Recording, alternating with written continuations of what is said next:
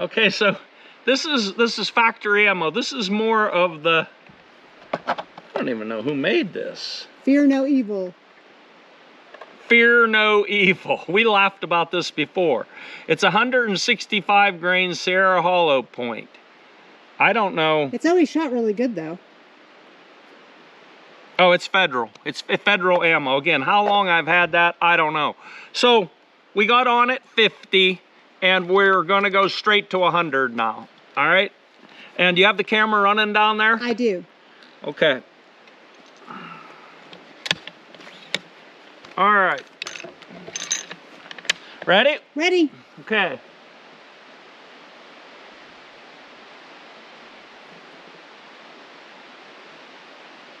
Oh, by the way, for a baseline, when we get to those hand loads, that 150 grain factory ammo went 29.31, which that's pretty dang fast out of a 308. 29.31 for 150. So that we'll use that when we start comparing our CFE T23 loads, the hand loads. Okay, here we go.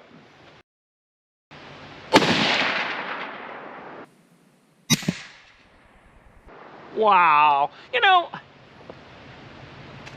I don't even know how I do this. It's literally exactly at the 12 o'clock spot on top of the little orange dot. By the way, when I say I don't even know how I do this, look around.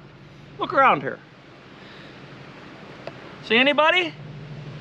I don't see anybody. Do you see anybody?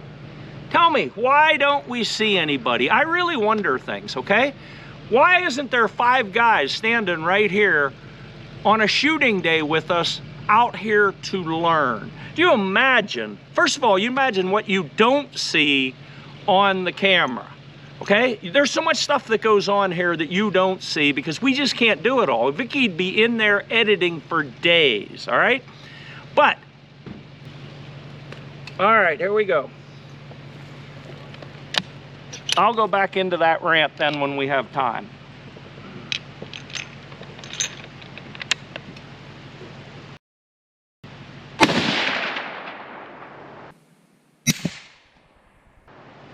About a ½ inch. Again, this is factory ammo. Did Hilo put her earmuffs on? She's got her earmuffs on.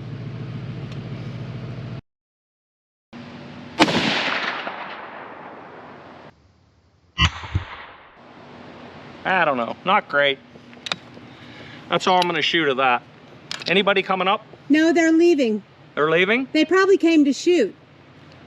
Maybe. So they're leaving? Yep, they're leaving. All right, so I'm gonna go back into my rant there for a second. So you look around and there's no people here. And I truthfully don't understand it. You'd think there'd be at least 2 or 3 or 4 guys with us here every time we shoot. You think how many videos we have. Now there are a few times when there are people out here, but those are always customers. I'm talking about people who just want to learn. Why is there not a guy or 2 or 3 or 4 standing here just to try to learn all the stuff that we do?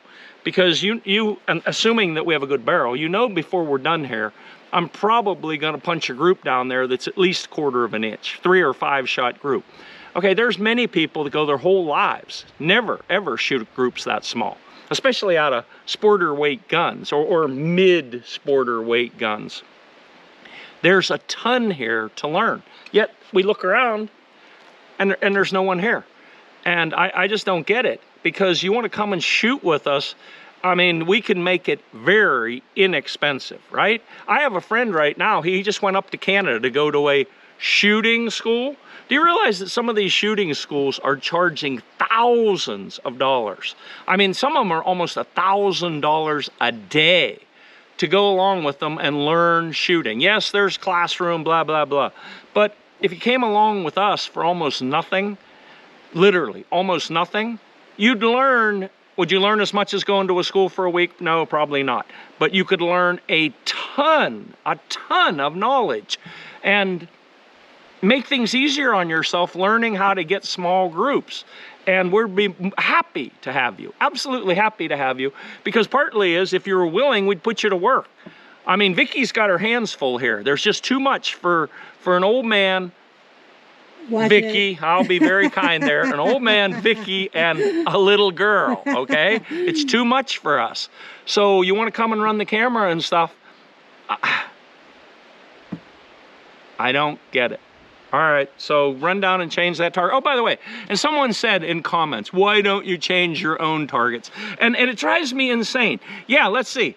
I'll stand up, then I'll sprint down there. Okay, I'm an old man. I'll sprint down there 100 yards. I'll change that target. Then I'll sprint back. I'll sit down, and then I'll shoot bug holes. All right, just shut that off.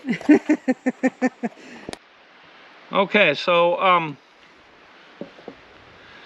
you know, we told you that, I think we told you, that Hilo cleaned this whole place up, and then Vicky was distracting me and people pulled up. Hilo thinks they pulled up to dump garbage. It's just unreal. Just absolutely unreal. All right, so this is probably some of the best factory ammo that anybody ever made. Federal gold medal, 168 grain Sierra Match King. And I did not clean the gun. So I already have, let's think about that. I have I have 4 shots through the gun. I'll clean it after this. All right, the sun will be behind that tree soon. You ready? Ready.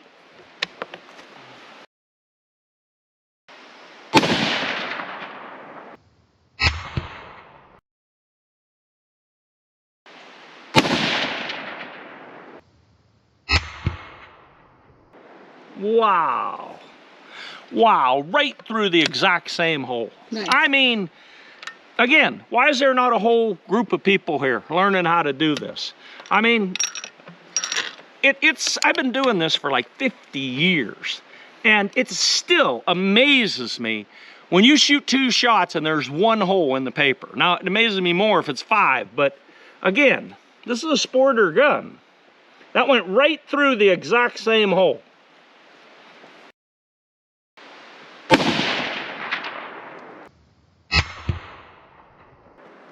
The hole got a little bit bigger. Wow. All right, you better run down there and see what you got. Take that camera with you in case that one wasn't on. Okay. So I would say that's about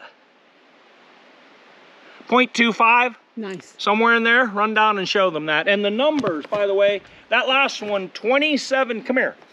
2728 factory ammo. Because people are going to ask. So I just roughly measured this barrel. It's about a 27-inch long barrel. So all the guys that want a 22-inch 308, you want that, that's fine. I don't care. If you want it, that's up to you. I don't want that. Unless you're gonna have a suppressor on it. You know what I mean? Then maybe go 24, but this is 27-inch barrel, and you're running 27-28 with these 168 factories. These are never loaded hot, by the way. Never. So anyways, run down there and show that to them.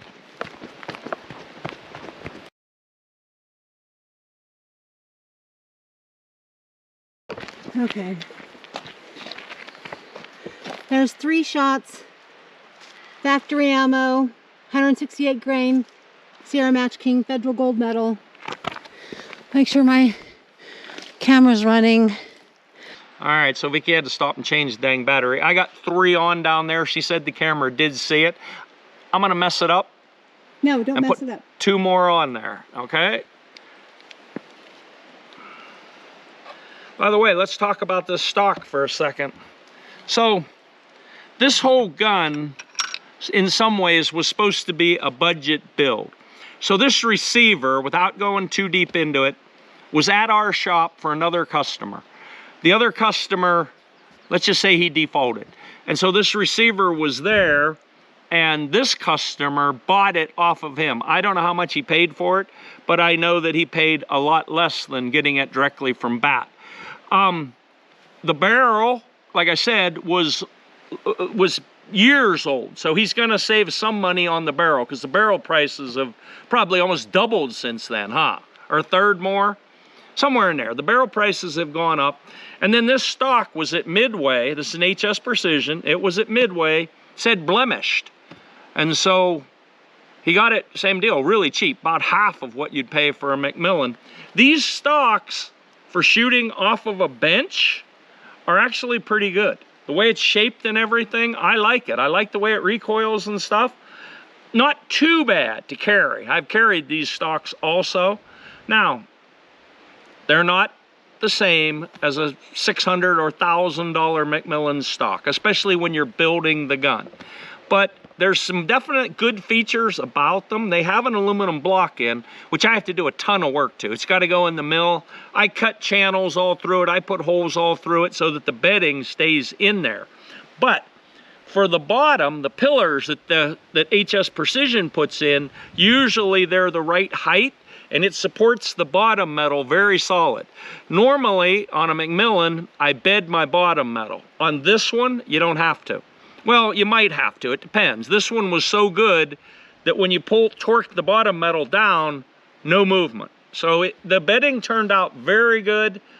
I mean, the whole thing is pretty darn good on somewhat of a budget. It's still a bat receiver, okay? And it's still a Bartlein barrel. You can't get away from those things, but not too bad. All right, let's see if I can mess that up real bad. All right?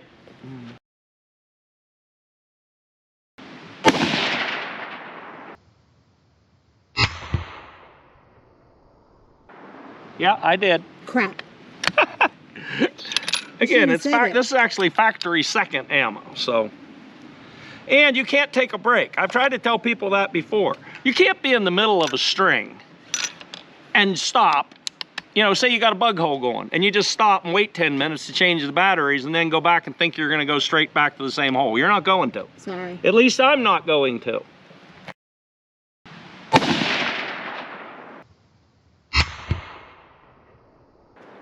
Well, that's a real crapper because that one went through the whole other hole. So there's 5 shots down there. 4 of them in a little, not a bug hole, but 4 of them probably 1/4 of an inch, and then that one away. And I attribute that to the ammo because I don't think I pulled it. So I'll stop with this. We're gonna stop, clean the gun, then I'll fire a fouling shot, and then we'll try a different ammo because they've got all this different stuff with us. So. All right, so show them what this is. So this is Federal Gold Medal, 175 grain Sierra Match King. What's interesting with this is almost every 308 in some way, shape, or form likes those 168s. But these 175s, some guns love them, some guns don't like them. So it'll be interesting to see what this does. So, we cleaned the gun, we put a fouling shot in the dirt down there. So here we go. You have the camera on down there? Yes. Okay, here we go.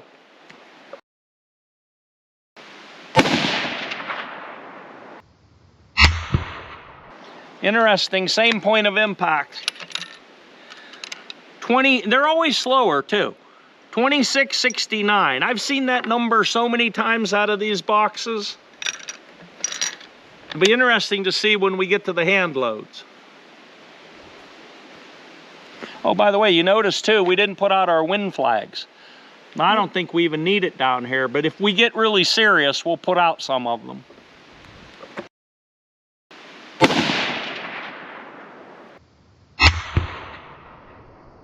Touching. I already know this gun's gonna shoot.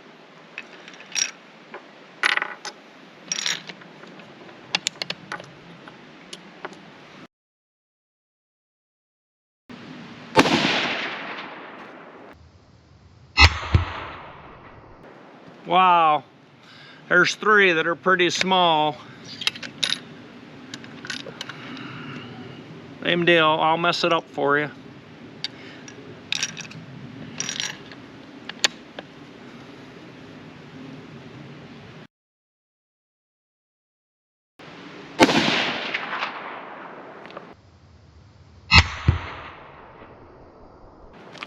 Wow. Again, that's one of those deals, and I know it's impossible, but you shoot the 4th one and it looks smaller. So that went right through there. So Evidently, this thing's gonna like the 175s. I've seen this, you realize I've been doing it a long time, and I've seen that phenomena many times. It's very weird that one likes the 168s and the 175s. Normally, it's one or the other. Either it really likes, and that's the majority, likes the 168s, or it loves the 175s.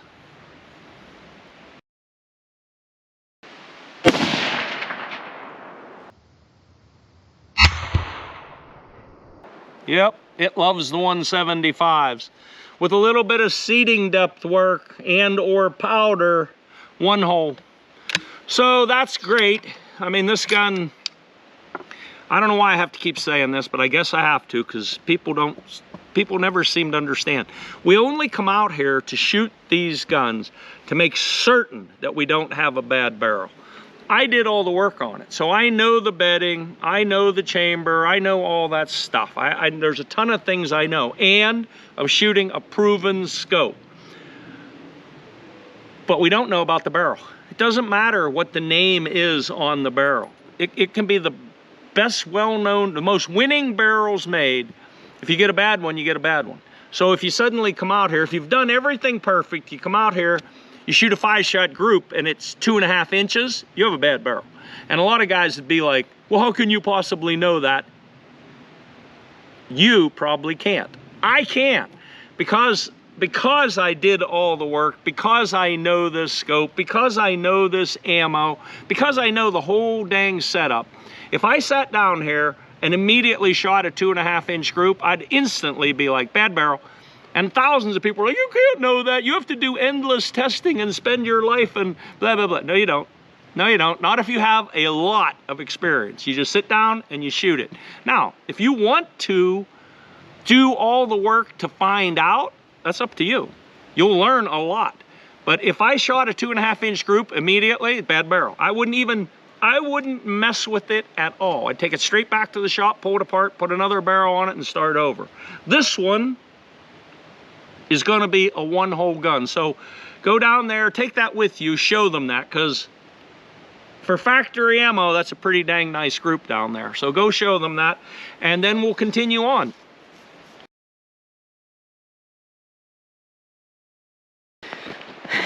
I knew it. Still winning! Still winning. Hi! We're shooting. I'm exhausted. I beat Mom again. Bye.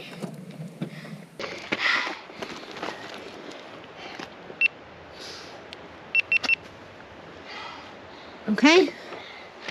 There we go. 5 shots. 175 grain Sierra Match King Federal Gold Medal. Factory ammo.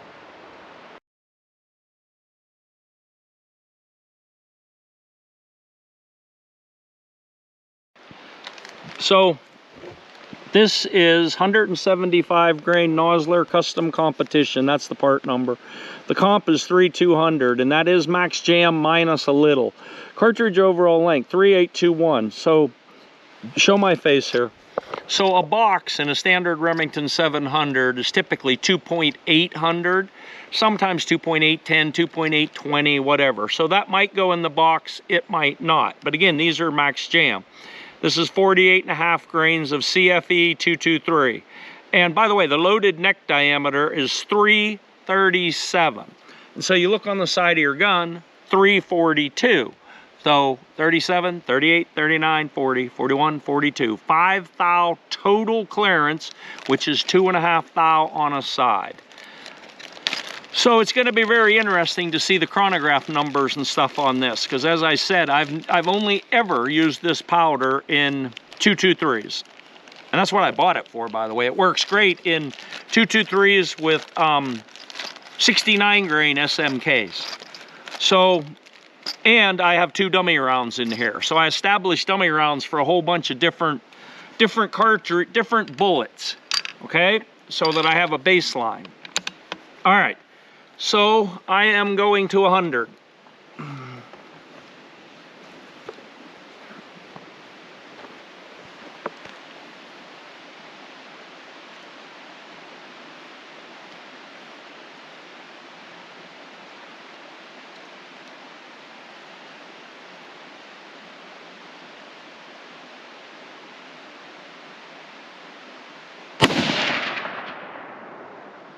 a little bit different point of impact. Whoa, look at the number.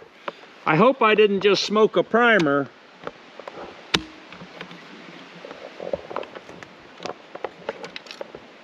I did. Gosh dang it. Well, I hope I didn't do any bolt face damage. I did. So you need to get over here and show this what happens. So this is a great learning experience. So the plunger is completely pushed in and the primer vaporized evidently. So there's a lot to learn right here. So evidently you don't go 1 grain over max. And see, I know this kind of stuff, but I really didn't think that we would have a problem. Not with a bat receiver and with alpha brass. But I just did a whole bunch of damage here. Now the good thing about this is these bat bolts are two-piece bolts. So you can literally just take that apart, put a new bolt, this entire piece of the bolt on it, and be ready to go. Now here's the interesting thing. Here, show them that.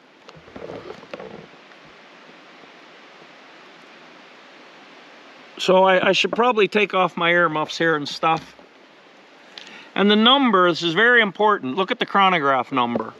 So the chronograph number was 2926, which is smoking fast for a 308, right? The thing that's interesting about it is that it took the primer out. Rather than just giving sticky bolt lift and stuff. I really, especially with alpha brass, I really didn't think that it would do that. But if you want to learn, here's a great learning experience. So, you know, all the books always tell you, start low and work up. But, and this is stupid but. Huh, stupid but. This is a stupid but. B-U-T-T. I must be the stupid but. I've been doing what we were just about to do here for a long time. A lot of times I'll run a little bit over max right to start and I have no problems. Again, good receivers, good brass, etc. But the unknown here, think about it, was that CFE 223. I never used it in this cartridge. So you're completely relying on what the books tell you. I had no past experience. And I mean, this depends. There may not be any damage to the bolt, or I can't tell, but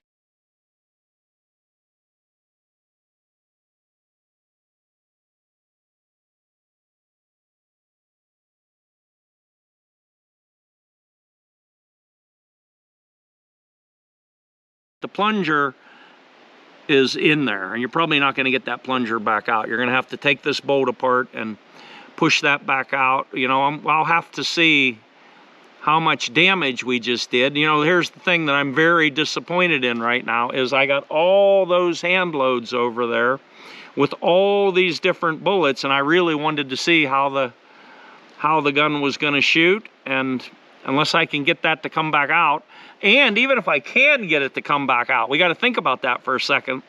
Let's say I can get that plunger back out of there. Would it be smart to try another one? Not out of that bag, but I have 168s and stuff over there too, but there's not a whole big difference between a 168 and a 175. So if you vaporized a primer, it probably would not be safe. So it would probably, as much as I would want to continue on and see how it shoots, it probably would not be smart to do it. So, by the way, this exact experience right here is why most gun builders do not shoot their guns. Because when you come out to shoot a gun, it's a guaranteed thing. It's going to take your time. It's going to take your time, your energy, your components, your brass, your powders, your bullets. I mean, and it's very possible, say you have a bad barrel, well, you're going to find it out. The minute you find out that you have a bad barrel, if you're a conscientious, decent, integrity-based human being, you're going to have to pull the barrel and replace it.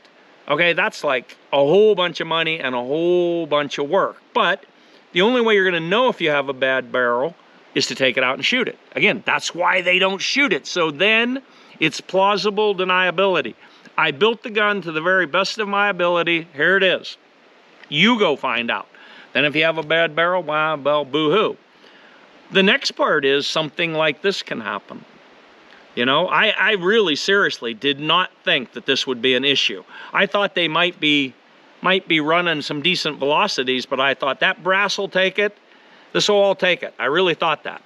And it didn't. So I just potentially cost myself, who knows, maybe $500 or $600 to be out here to test a customer gun. Now the good thing is we know the gun shoots because we got those groups out of the factory ammo. The bad thing is that's a whole bunch of damage. Maybe a whole bunch of damage. It depends. It doesn't look like I'll have to put cheaters on and get that all cleaned off. I can't tell whether it actually damaged the bolt face or not, but the plunger is in there, as they say. It ain't coming back out. So it'll come back out somehow. But again, I may have to take the bolt apart. You need a tool to get this apart and, you know, try to drive it back out. No matter what, you're going to need a new plunger and a new spring, etc. We'll have to see. And you'll have to see if it enlarged the hole in any way, shape, or form. But this is why guys don't shoot them. That's one of the reasons why that I always say. That's, you know, at the end of our thing, boldly doing what no one else is dumb enough to do, almost for free. Well, guess what? No matter what goes on with this gun now, it's free. Essentially, this gun will be free to the customer. I mean, he has to pay for it, but we will make nothing. So that one mistake right there, the big butt, me. All right, see you later.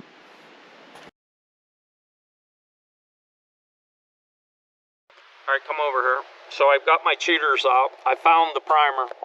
Are you running? I'm running. All right, get over here and look so they can see, because truthfully, you don't ever want to see this for your own first-hand experience. You want to see it for some other idiot, me, some other idiot's experience. So there's the primer. Okay. So it did not vaporize, thank goodness. So we weren't that much over. And in fact, the crazy thing is, it doesn't even look like, I mean, if you look at that, you can't see on that junk camera, but if you looked at that primer, you'd think that wasn't even hot. But obviously, it backed it out of the case. There's no doubt about that. So, you know, that kind of makes me wonder, except for the fact that there's that ejector mark on it. And I know these were Max Offseat jams, so it was definitely back against the bolt face. All right, so there's the primer. There's the case, but show them again. Move your earmuffs and show them that number. So you know if you see 2926 out of 175 grain Nosler custom competition, you're probably going to be experiencing trouble. Now, I got my cheaters on, so I'm looking real good at this bolt face. I'm going to go over there and clean it off in a minute. But it is possible there is no damage. But what's interesting, Vicky, you can't show that.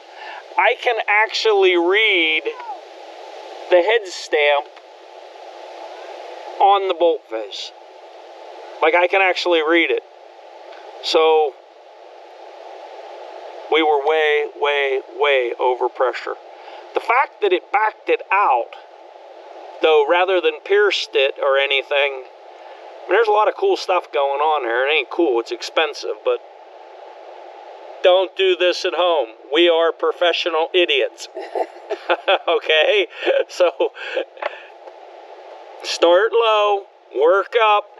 You know what's crazy too is I brought all my powder dispensing stuff with me. I could have done it here one at a time, but it's so much better to do it in the reloading room where you got a Sartorius scale, etc.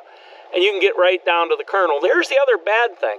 I don't know how many rounds are over there. There's like, what?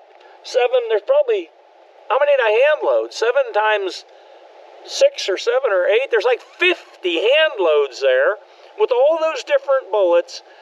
That takes me days worth of work to get that all done. And now I'm going to have to pull those all apart. I'm going to have to pull all those bullets, dump all that powder out, or at least dump part of it out, and start over. God dang it. Anyways, I'm going to go over and clean this all off with a brush, and then if there's anything to see, I'll show it to you. But I can't tell if there's damage yet or not. So weird. All right, so in hindsight, things may not be as bad as we thought. And this could be another reason why you buy bat receivers. So I took it over there to where we clean, and I used, it's not a toothbrush, but it's like a toothbrush, nylon brush. And I put Barnes CR10 on the face of this, and I turned it down. In other words, squirted it on. I don't want it going down in the body. And I brushed and brushed and brushed and brushed, and you're not going to be able to see it, maybe. But it actually appears that there is no damage. Or, I mean, there's a gray line. I can see a gray line where the primer, the outline where the primer would be. I can see a very, very faint gray line. But even in good light with cheaters on, it does not appear that it actually etched the bolt face. And if it did, like we're talking like 1/10,000th of an inch. I mean, it's very, very faint. So I do not believe that the face of the bolt is harmed in any way. The plunger, I got a tool. I don't have all my pins. I don't have everything to take the plunger out here, but I can still push it. So the spring, it's still moving. The plunger is not frozen in place. So it's possible that all that's going to need to be done is replace that plunger. And I have parts, I have bat parts at the shop. So I'll need to, and I took the bolt apart, by the way. I took the firing pin out, and I wanted to make sure there was no pieces in there. So I flooded that with WD-40. I have long Q-tips. I went down in there, I cleaned all that out. It does not appear. I think the only reason the plunger is held back in there is I think there's either a piece of dirt or a piece of primer in it. Because I can move it, but I can only move it like a third of its normal travel, and I can't get it to come quite back the whole way to the edge of flush or above the bolt face. So it could be that the ejector is actually damaged a little bit too, because if it distorted it a little bit, it would go in, but it won't come back out. So it'll have to be taken out this way. But I can't do that. But then we were standing here talking. Since there isn't any damage to the bolt face, I still have a whole bunch more factory ammo. So the smart thing to do, rather than going back to the shop and doing a bunch of work and then coming back out, is let's just try it. So I put everything back together. I greased everything. If we still get small groups, this is that 175 grain ammo that shot great, then we'll know there's no damage. But I actually think that there isn't any damage. And at that number, 2926, I mean, is that over for 308? Yes, definitely. That's like almost 200 feet a second faster. Maybe, let's think about that, 28, maybe 150 feet a second faster than what you might expect. It's not like it went across there 3,200 feet a second. Then I'd expect there'd be damage. But I don't think there is, but the best way to find out is to shoot it. So do you have that camera on down there? I do, but I do need to change this battery real quick before you shoot. All right. Just take 2 seconds. Go ahead and do that. Okay, battery's All right, changed. are we running? Yep. Okay, so this is that 175 grain Sierra Match King that shot before.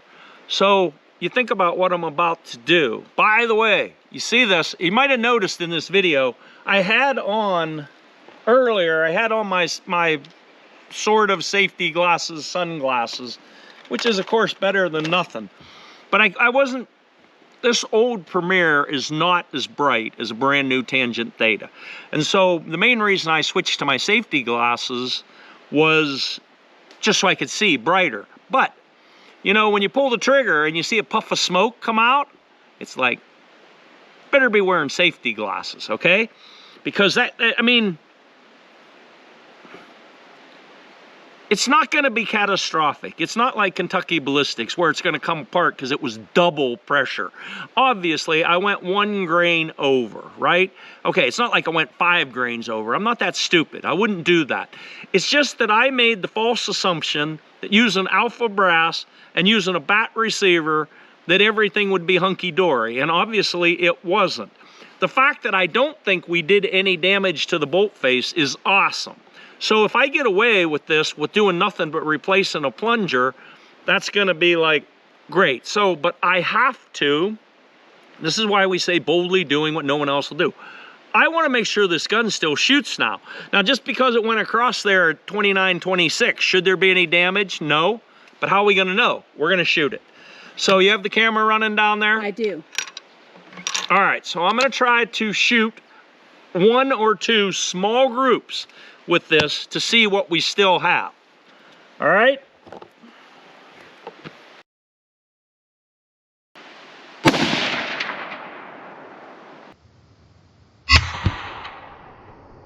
Same exact point of impact that it's been the whole time.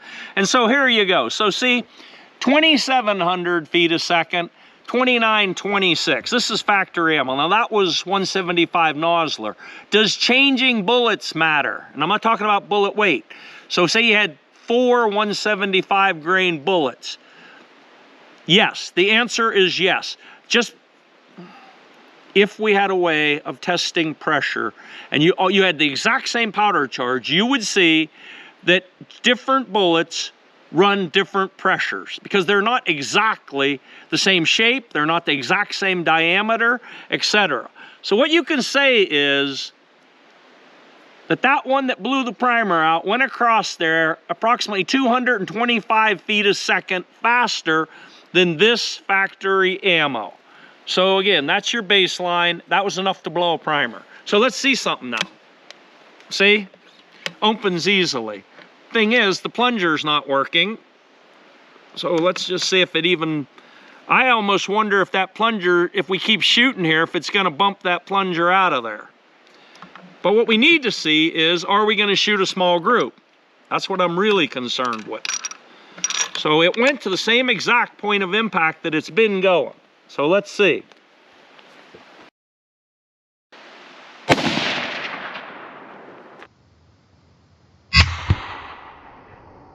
Doubled on that hole.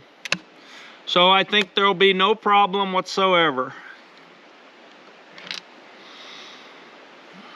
Again, if we get away with nothing but replacing the plunger and the spring,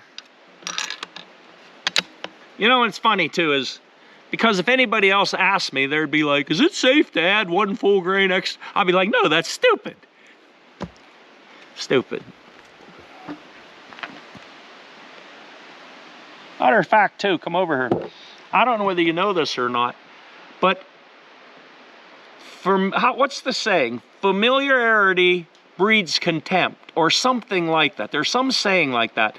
And do you know that there's a point, like in pilots' lives, even in doctors' lives, there's a point where you become so much knowledge and so much experience that you're willing to break the rule. Because the rule simply is, you don't go over whatever the book says. If the book says that's max, that's max. They have way more equipment and knowledge, testing facilities than you do.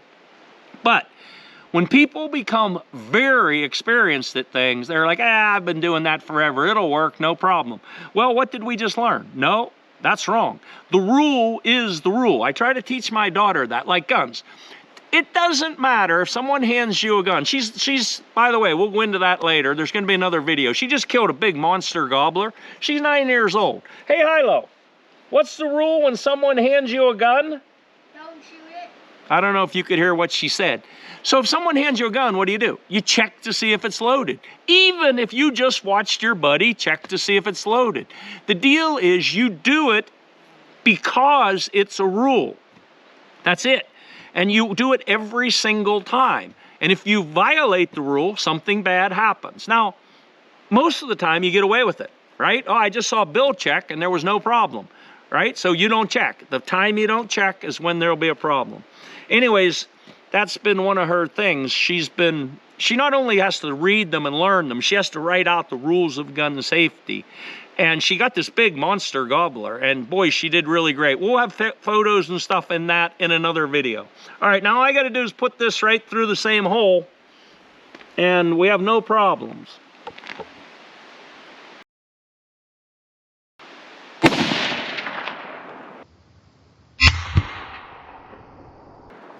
Wow, we got a little bug hole down there.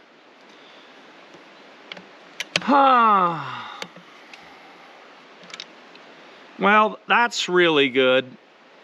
At least there's nothing wrong with the gun. I wonder if, should I make that a 5-shot? Vicky's saying no. You know what would be really interesting is to take a target to 200. See how this gun shoots this factory ammo at 200. I know everybody watching will be like, yeah, yeah, do it. Vicky's like, no, don't do it, don't do it. Deal is, every time I make a mistake, she pays for it. She's the one who goes to work. So I think we might. Maybe we'll take a target to 200. Let's just see what it does. But obviously, great. Except for a very, very faint gray line on that bolt face, there's no damage to the bolt. I got to get that plunger out of there. I'm going to just, well, no matter what, even if I get it out, I'm going to replace the plunger and the spring, and then I'll make sure that it functions. But I don't think we actually did any damage, which I am grateful for, by the way. So the rule is don't go over what the book says. Start low, work up 1 grain at a time. You realize I've had every reloading manual since about 1960 something. And every single one says, start low and work up 1, you know what I mean? And I'm like, all right, let's put a target at 200 and see what this will do with factory ammo. All right? Yep. So we took a target, show them down there. You probably can't see it. We took a target to 200, and I'm gonna shoot the same exact Federal Factory 175s, and let's just see what it does at 200. Be very interesting to know. Okay.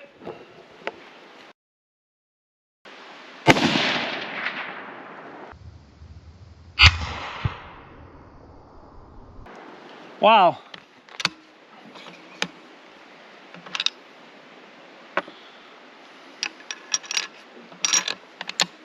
$26.65, $26.56.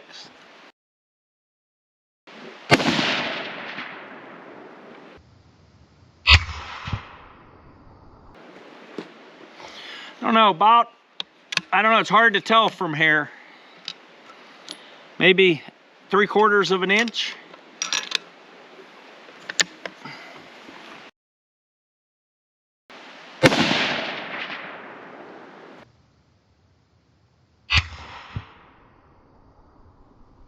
Wow.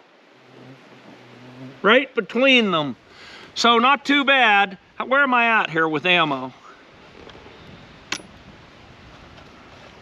Again, it's pretty dang windy right now, though. Look at the balloons. That group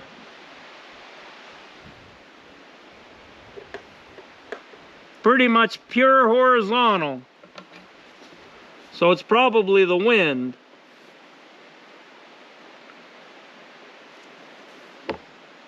I think I'm gonna do 2 more. I know you don't want me to, but I'm going.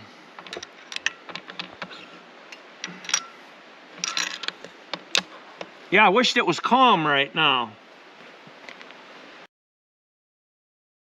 You feel that hitting us in the face? Yeah. I'm not gonna do it. It just swung around. Did you feel it? I did. I can feel it.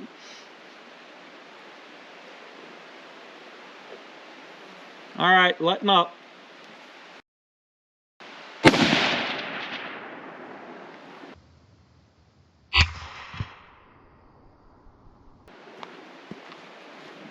Wow, didn't get any bigger.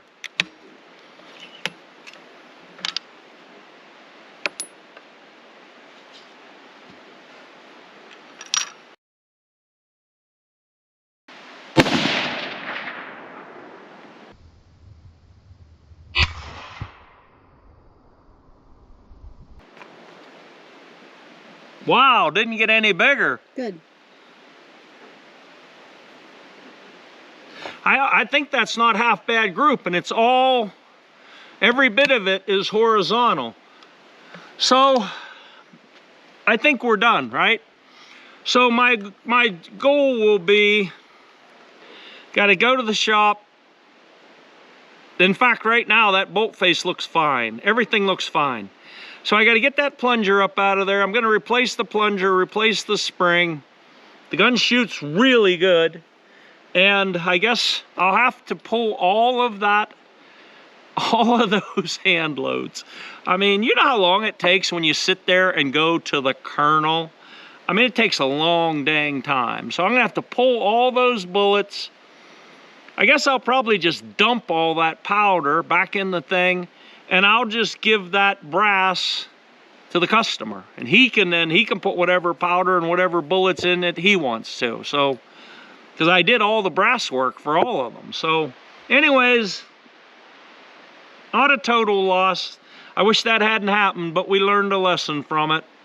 Follow what the book says. All right, see you later.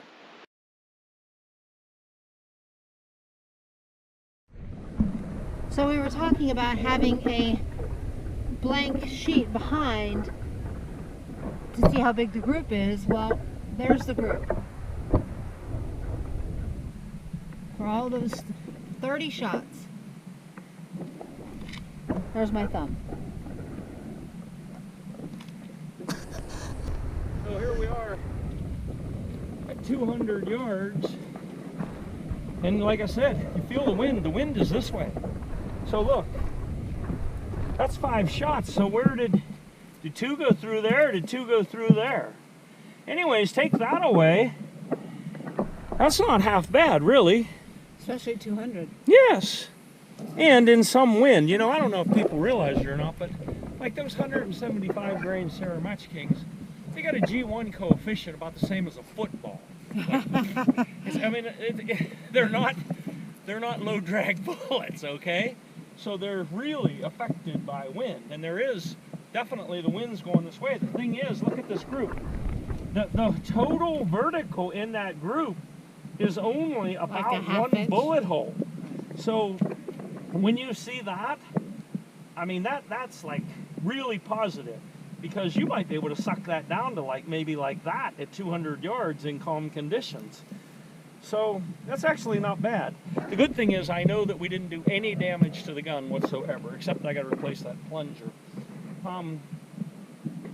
I don't know, you know, here's something else too.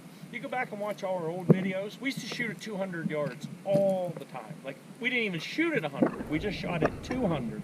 We shot some really small groups at 200 yards. But then we started going over to the range. It's just easier. It's easier to set up at 100 and just shoot it. And remember, we're only testing barrels. The problem with 200 is it's 400 yards. 200 yards down, 200 yards back. So yeah, I used to do that all day long. yeah, back when you were doing contests When and I stuff. was but young. I mean, you think about it. 200 yards down, 200 yards back, that's a quarter of a mile every time. Right. Sometimes we shoot like 10 or 15 targets, so that's a lot of miles. Anyways, Like, not too bad. We learned a lot of lessons here today, so the whole safety deal is wear your safety glasses. Don't go over what the book says unless you work up slowly, a little bit at a time. All right, see you guys later.